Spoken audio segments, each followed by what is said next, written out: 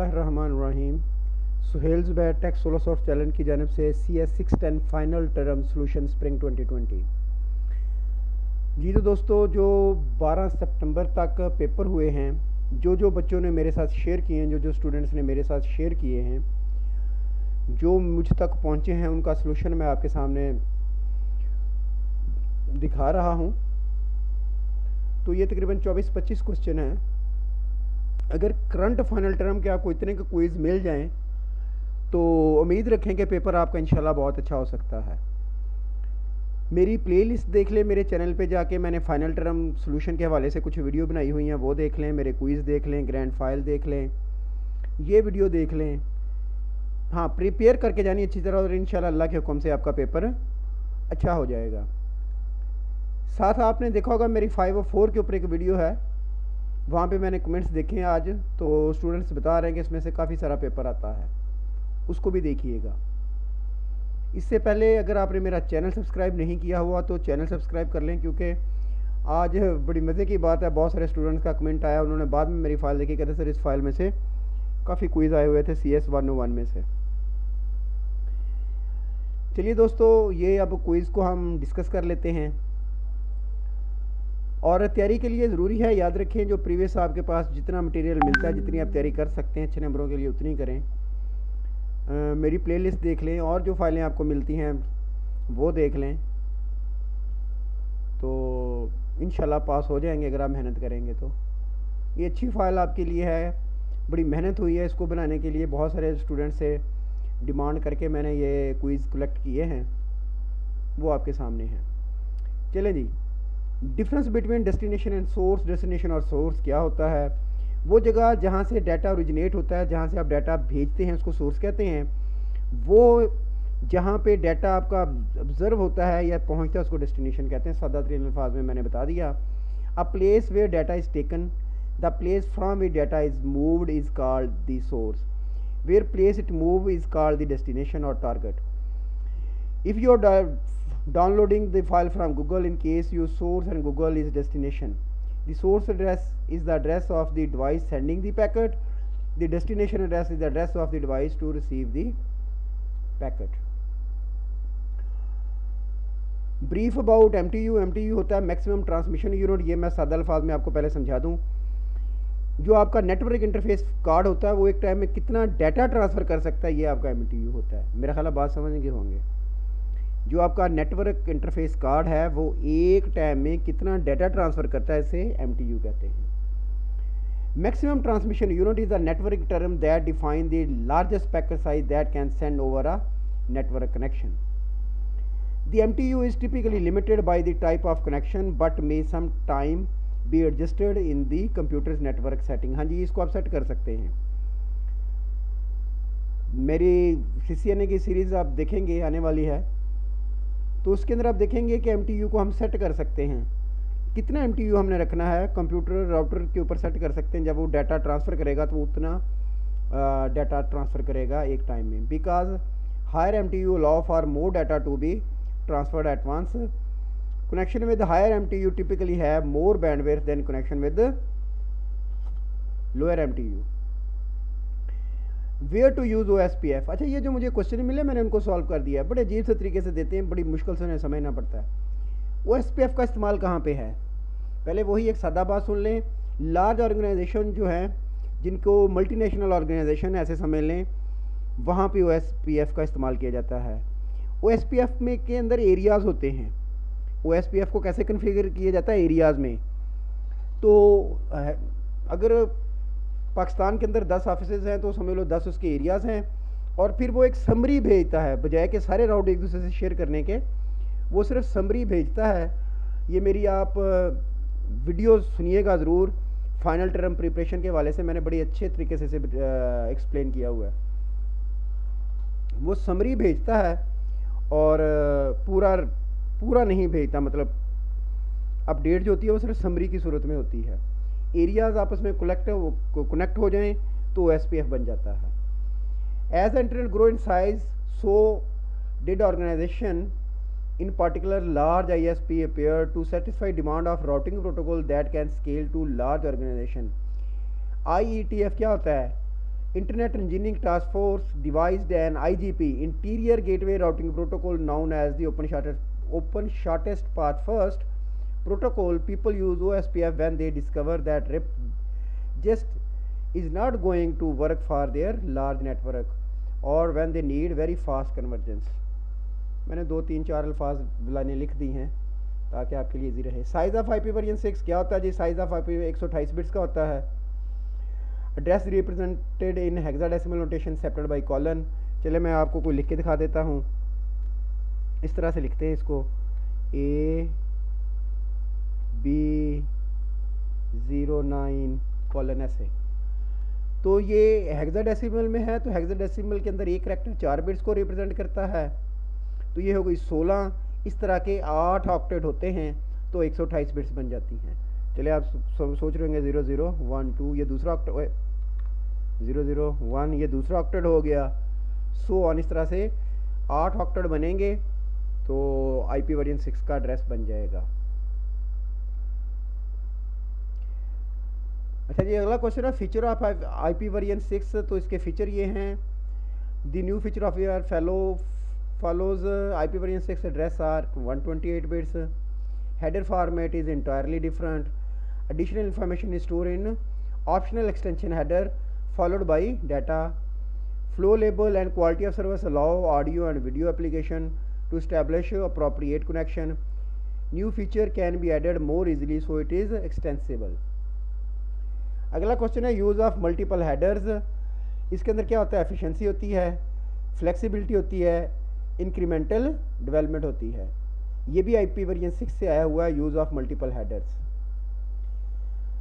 What is dynamic routing? Dynamic routing क्या होती है? अच्छा एक बात सुन लें, एक होती है स्टैटिक राउटिंग, एक होती है डायनामिक राउटिंग. इसलिए मैं कहता हूँ मेरी वो वीडियो देखें जो मैंने IP वर्जन 6 की प्रिपरेशन के ऊपर बनाई हुई है. पार्ट 2 के अंदर ये चीज़ें मैंने डिस्कस की हुई हैं. What is dynamic routing? Dynamic routing क्या होती है कि आप राउटिंग प्रोटोकॉल रन करते हैं, वो खुद ब खुद एक दूसरे के नेटवर्क लर्न कर लेते हैं. इसे डायनामिक राउटिंग कहते हैं. सादा तरीन अल्फाज मैंने आपको बताए, अब ये देख लेते हैं. It is use by the IP router. It require special software. वो राउटिंग प्रोटोकॉल की मैं बात कर रहा हूँ, RIP, OSPF, BGP, EIGRP. अगर 10 नेटवर्क हैं, अगर स्टैटिक राउटिंग कर रहे हैं तो आपको हर राउटर को खुद मैनुअली जाके समझाना है कि फ़लाँ नेटवर्क कहाँ पे मौजूद है. अगर आप डायनामिक राउटिंग यूज़ कर रहे होंगे तो RIP, OSPF, EIGRP, BGP खुद ब खुद लर्न कर लेंगे कि उस राउटर एक दूसरे से अपनी इन्फॉर्मेशन शेयर करते हैं कि मेरे पास ये नेटवर्क है, वो कहता है मेरे पास ये हैं. तो इस तरह ऑटोमेटिक राउटिंग टेबल मेंटेन हो जाता है, पॉपुलेट हो जाता है. It is use by router is require special software which continuously update the routing information. Each router communicate with neighbors. It passes routing information and use route propagation protocol to exchange the information with other routes. What is bridge and how to use in LAN? सबसे पहले ये बात सुन लें कि bridge क्यों use करते हैं? लैन को एक्सटेंड करने के लिए. लैन को एक्सटेंड करने के लिए. अब इसका क्या मकसद हुआ? आपके ऑफिस के अंदर, आपके ऑफिस में ना 2 मुख्तलिफ नेटवर्क चल रहे हैं. एक किसी एक रूम में चल रहा है, किसी दूसरे रूम में चल रहा है. अगर आपने इनको आपस में जोड़ना है तो आपको ब्रिज चाहिए. ब्रिज की 2 पोर्ट्स होंगी. एक पोर्ट पे जाके एक नेटवर्क की केबल लग जाएगी, दूसरे पे दूसरे की लग जाएगी. जब पीसीज ने आपस में बात करनी होगी तो वहीं पे रहेगा पैकेट, उसी नेटवर्क में रहेगा. जब दूसरे में बात करनी है तो तब ब्रिज के पास आपका पैकेट जाएगा, फिर वो दूसरे नेटवर्क में कम्युनिकेट करवा देगा. ब्रिज इंटेलिजेंट डिवाइस होती है बानिस्बत हब. वो देख लेती है कि ये जो पैकेट मेरे पास आया है क्या ये इसी साइड वाला है या दूसरी साइड पे जाने के लिए है. बिलफर्ज आप कहते हैं जी आपका नेटवर्क है 192.168.3.1. आप बात करना चाहते हैं 192.168.3.2 से. जब ये पैकेट ब्रिज के पास पहुंचेगा वो दूसरे नेटवर्क पे नहीं पहुंचाएगा, कहेगा ये इसी साइड का नेटवर्क है, इधर ही घूमे, ये इधर ही बात करे. हाँ, अगर आप बात करना चाहते हैं 192.168.4.1 से तो फिर ब्रिज दूसरी साइड पे उसे पहुंचाएगा. फिल्टरिंग करता है. चलें जी आप इसको देख लेते हैं. मैंने समझा दिया, इसलिए मैं कहता हूँ मेरा वो लेक्चर देखें. A bridge is hardware device also used to connect 2 LAN segments to extend a LAN. Unlike a repeater, bridge use 2 NIC network interface card to connect 2 segments. It listen to all traffic and recognize frame format. वो जानता है ये किस side पे जानी है traffic. It also forward only correct complete frame and discard the collided and error frame. A typical bridge has 2 NIC, a CPU, a memory and a ROM. It only run the code stored in the ROM. The working principle of bridge is block forward the data depending on the destination MAC address and this address is written into every data frame. जब भी इसके पास packet आता है वो देखते हैं, आपको मैंने बता दिया 2 डिफरेंट नेटवर्क के द्वारा कम्युनिकेशन कर रहा है। एक नेटवर्क में 10 कंप्यूटर हैं, अगर उसी नेटवर्क में एक कंप्यूटर दूसरे से बात करता है और अगर ये पैकेट ब्रिज पे पहुंचता है तो वो दूसरे नेटवर्क में नहीं पहुंचाता, वो देख लेता है डेस्टिनेशन मैक एड्रेस में तो इसी नेटवर्क का एड्रेस है जिसके अंदर ये मौजूद है, तो इसलिए दूसरे को पास नहीं करता। Filtering option. What is switch and how use it. अच्छा, स्विच ब्रिज से भी जो इंटेलिजेंट डिवाइस है वो फिर स्विच आती है। ब्रिज से इंटेलिजेंट क्या है, हब से इंटेलिजेंट ब्रिज, ब्रिज से इंटेलिजेंट स्विच। अब जो स्विच होता है वो सॉफ्टवेयर बेस्ड काम करता है, इसके अंदर iOS होता है, पूरा ऑपरेटिंग सिस्टम होता है। ये इसके 2 पोर्ट्स पे जो कंप्यूटर आपस में कनेक्ट होते हैं ये उनके दरमियान नेटवर्किंग करवाता है और ये भी सेम नेटवर्क के दरमियान कम्युनिकेशन करवाता है, डिफरेंट नेटवर्क के दरमियान कम्युनिकेशन नहीं करवाएगा, पैकेट रोक लिया जाता है। A network switch connect devices such as computer, printer and wireless access point in a network to each other and allow them to talk by exchanging data packets. A network switch operate on the network layer of the OSI model. एक चीज़ याद रखिएगा, मुझे याद आ गई बात, OSI model वाला मेरा lecture ज़रूर देख के जाइएगा क्योंकि उसके अंदर मैंने बेसिक बात बताई हुई है कि कौन सी लेयर क्या काम करती है। आपने ये याद करके जाना है कितनी लेयर्स हैं, टोटल 7 लेयर हैं, physical, data link, network, transport, उसके बाद आ गई सेशन और एप्लीकेशन, प्रेजेंटेशन और एप्लीकेशन। ये 7 लेयर्स हैं, एक लाइन की इनकी डेफिनेशन आपने याद करके जानी है लाजमी। अच्छा, हम बात कर रहे थे network layer of OSI model in local area network using ethernet और network switch determine where to send each incoming message from looking at the physical device address और MAC address. Switch maintain table that match each MAC address so that the port which the MAC address is received. ये मेरा lecture देखिएगा, बार बार उसी में से सारे सवाल आ रहे हैं। Type of subnet address mask कौन से होते हैं, जो मैं बात समझा हूँ वो मैंने आपके साथ शेयर कर दिया है। 2 टाइप्स ऑफ एड्रेस, एक होता है classful inter domain routing, example है 192.168, ये देखें क्लास ई से बिलोंग करता है और क्लास सी में बाय डिफ़ॉल्ट 24 बिट नेटवर्क की होती है, मैंने वो लिख दी। ये क्लासलेस इंटर डोमेन राउटिंग है, ये एक्चुअली तो क्लास सी का एड्रेस है। क्लास सी में ऊपर बता चुका हूँ बाय डिफ़ॉल्ट 24 बिट होती हैं, मगर इसको 28 के साथ मैंने लिख दिया, इसका मतलब है ये क्लास लेस एड्रेस है, इसने क्लास के रूल्स को फॉलो नहीं किया। अगला क्विज था हुज लार्जेस्ट राउट। देखिए यही क्विज था जो स्टूडेंट ने मुझे शेयर किया, मैंने एज इट इज़ उसको अपनी समझ के मुताबिक आपके साथ शेयर कर दिया। हुज लार्जेस्ट राउट BGP border gateway routing protocol है और ये एक्सटीरियर की कैटेगरी में आता है। एक्सटीरियर गेट का मतलब 2 डिफरेंट ऑटोनमस सिस्टम के दरमियान कम्युनिकेशन हो रही है। जब आप YouTube ओपन करते हैं, मे बी वो अमेरिका में उसका सर्वर पड़ा हुआ है, तो देखिए कितना राउट बनेगा, पाकिस्तान से ट्रैफिक गुजरती हुई अमेरिका तक जाएगी, बीच में पता नहीं कितने राउटर्स आते हैं, वो सब के साथ कम्युनिकेट करता हुआ डेस्टिनेशन तक जाएगा। बिगेस्ट राउट जो होता है वो BGP का होता है, बॉर्डर गेटवे प्रोटोकॉल का। अब आ जाए होप काउंट के हवाले से, रिप की बात करें, रिप जो होता है स्मॉल ऑर्गेनाइजेशन के लिए होता है क्योंकि ये मैक्सिमम 15 होप काउंट तक वर्क करता है, उसके बाद नहीं करता, तो इसलिए जो स्मॉलेस्ट है वो रिप है। ये बात जो ऐसे लिखा होता हु स्मॉलेस्ट राउट, तो आप इसको चेक भी कर सकते हैं। अगर BGP की बात करें तो सबसे लंबा राउट इसका बनता है और सबसे छोटा रिप का बनता है।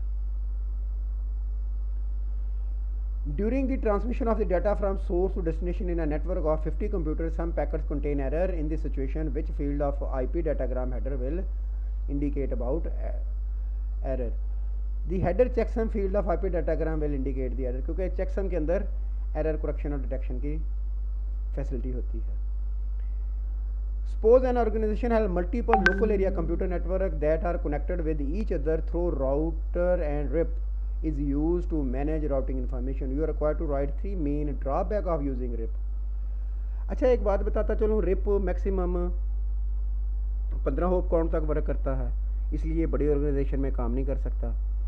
दूसरी बात ये है कि RIP हर 30 सेकंड बाद अपडेट करता है। RIP 30, अब अपडेट क्या होती है, 4 या 6 राउटर आपस में कम्युनिकेट कर रहे हैं और हर नेटवर्क के पास 10-10, हर राउटर के पास 10-10 नेटवर्क हैं और हर 30 सेकंड बाद उसने अपनी इन्फॉर्मेशन देनी है, वो उसने अपनी देनी है। मतलब बैंडविड्थ का ज़्यादातर हिस्सा तो रिप अपनी कम्युनिकेशन के लिए यूज़ कर देता है,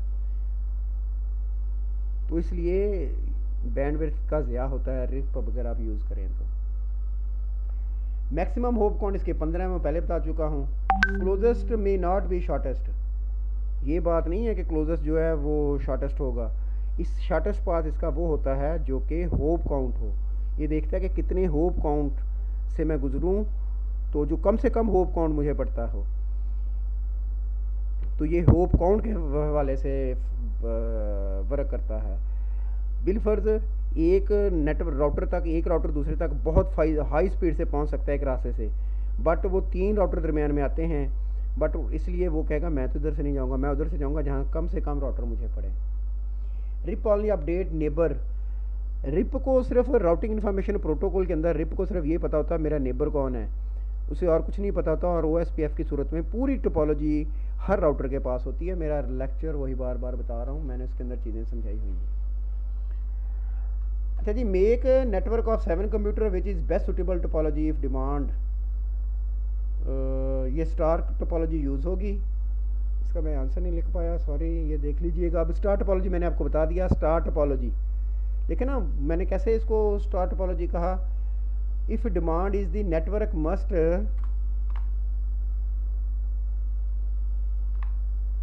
मस्ट बी सेंट्रली मैनेजेबल, तो सेंट्रली मैनेजेबल कैसे होता है? थ्रू स्टार्स होता है। सेंट्रली मैनेजेबल स्टार होता है, तो आपको क्या करना है, स्टार टोपोलॉजी के एडवांटेजेस लिख देने हैं यहाँ पे। अच्छा जी, पहले हमने ड्रॉबैक्स देखे थे, अब कैरेक्टरिस्टिक्स ऑफ रिप हैं। It use for routing information protocol, IGP stand for interior gateway routing protocol. इसका मैट्रिक क्या है? होप काउंट इसका मैट्रिक है। इट यूज UDP, ये UDP यूज़ करता है। RIP is use over LAN, version 1 for RIP use hardware broadcast and version 2 allow delivery via multicast. RIP के 2 version हैं, रिप वर्जन 1 और rib version 2।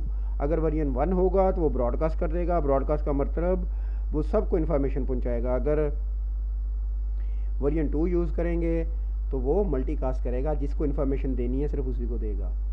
It can be use to divide default route, it use distance vector algorithm, RIP allow host listen passively and update its routing table. Suppose first 4 bits as 111 of an IP address, then which class is the address belong to? Class E। ये कौन सी class बनती है? Class E। अगर पहली 4 bits 111 हो तो ये class E बनती है, जो कि रिजर्व है फ्यूचर यूज़ के लिए, यूज़ हुई नहीं बहरहाल ये। Assume a multinational organization has very large computer network across the country. Network engineer is given to task configure a protocol to manage routing information in this network. In this scenario, which protocol will be configured? Briefly explain। मैं पहले भी बता चुका हूँ, rib तो ये लगेगा नहीं, क्योंकि अगर लार्ज ऑर्गेनाइजेशन है, मल्टीनेशनल ऑर्गेनाइजेशन है, तो वहाँ पे कौन सा यूज़ होगा? OSPF। मैंने अपनी तरफ से इसको लिख दिया, according to the given scenario OSPF will be configured because OSPF is best interior gateway routing protocol for large organization. OSPF working is in areas, each offer represent in area in OSPF very fast convergence। Fast convergence क्या होती है कि अभी network में कोई change आएगी तो सब तक फैल जाएगी। 10 राउटर आपस में कम्युनिकेट कर रहे हैं, एक राउटर में कोई चेंज आई तो वो बड़ी तेज़ी से दूसरे नेटवर्क तक पहुंच जाएगी, इसे कन्वर्जेंस कहते हैं। And implements classless inter domain routing, मतलब ये क्लासलेस इंटर डोमेन राउटिंग को भी सपोर्ट करता है। कहते हैं consider the IP address 178.200.170 at the corresponding subnet mask, ये उसका सबनेट मास्क गिवन है। फाइंड द फॉलोइंग, हमने करना क्या? Number of bits use for subnetting, total number of usable host. ये IP एड्रेस कुछ भी आ सकता है, मैं समझाऊंगा, उसके अकॉर्डिंग कीजिएगा। कंसीडर द IP एड्रेस आ गया। अब हमने करना क्या? पहला क्या थी? Number of bits. मैंने इस यहाँ से देखा ये क्लास कौन सी है, पहला ऑक्टेट देख के मुझे पता चला क्लास B है, और क्लास B में बाय डिफ़ॉल्ट नेटवर्क पोर्शन कितना होता है? 16 बिट का, मगर ये सबनेट मास्क बता रहा है कि ये 24 बिट है। कैसे पता चला?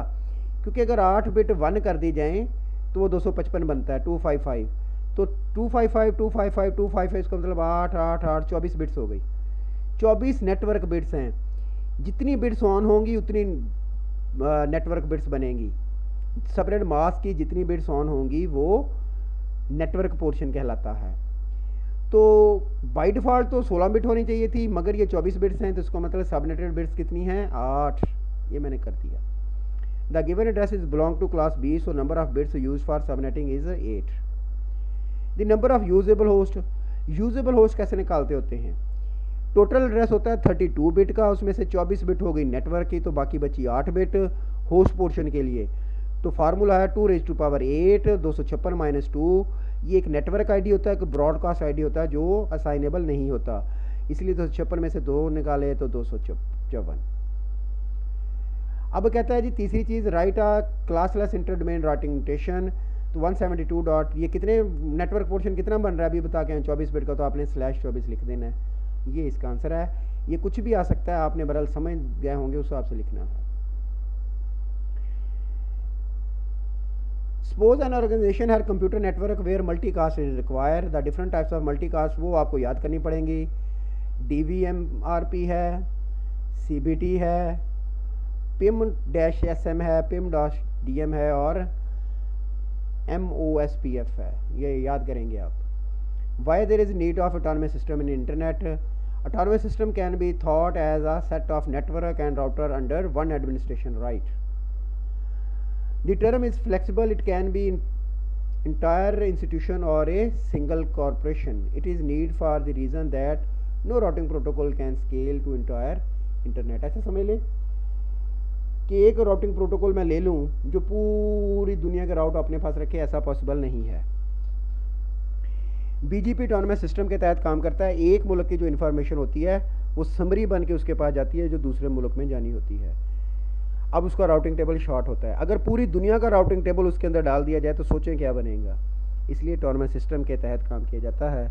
बात वही है कि मेरा लेक्चर आपको देखने पड़ेंगे CCNA के। अच्छा चलें, कोई बात नहीं। Identify IP version 4 datagram header field from the following. Source IP होता है उसके अंदर और टाइम टू लिव होता है, ये मैंने इसको बता दिया आपको। Which protocol is capable of buffering the outgoing and incoming data in both direction, TCP can buffer outgoing and incoming data in both direction, full duplex communication होती है जी ये। Suppose electronic company want to build a network of 244 host, network supervisor is given a task for assigning IP address to 244 host, which class C। क्यों class B use करूँगा तो class B में by default 16 bit network की और 16 host की 2⁻16 65,000 IP address बनते हैं, और क्लास A में तो लाखों की सूरत में बनते हैं क्योंकि उसमें 8 बिट नेटवर्क की हैं और 24 बिट होस्ट पोर्शन के 2⁻24 देखें कितनी बनती है, सारे वेस्ट हो जाएंगे। तो कौन सी क्लास हमने यूज़ करनी है, क्लास C। क्लास C में 24 बिट नेटवर्क की हैं और 8 बिट होस्ट की हैं, 2⁸8 256, हमें तो चाहिए 245 पूरे हो जाएंगे। According to this scenario class C will be used because class C host portion is consist of 8 bits, so 2⁸8 is equal to 256। Assignable host are 256 minus 2 equal to 254। वो मैं बता चुका हूँ। असाइनेबल में से जो टोटल होते हैं उसमें से 2 माइनस करने होते हैं, एक नेटवर्क आईडी और एक ब्रॉडकास्ट आईडी, बाकी 254 बचते हैं। UDP कनेक्शनलेस और connection oriented protocol, it provide connectionless services. UDP use in live communication data transmission, Skype वगैरह में UDP प्रोटोकॉल यूज़ होता है। चलिए तो दोस्तों ये था आपका करंट सोल्यूशन, जो करंट फाइनल टर्म हो रही है 610, उसके जो क्विज़ मुझे मिले वो मैंने आपको सॉल्व करके दे दिए हैं। अगर चैनल सब्सक्राइब नहीं किया हुआ तो चैनल सब्सक्राइब कर लें। Best of luck for your final term. और मेरी CS 610 की आपने प्ले लिस्ट सारी देख के जाना है। Thank you very much. अल्लाह हाफिज़।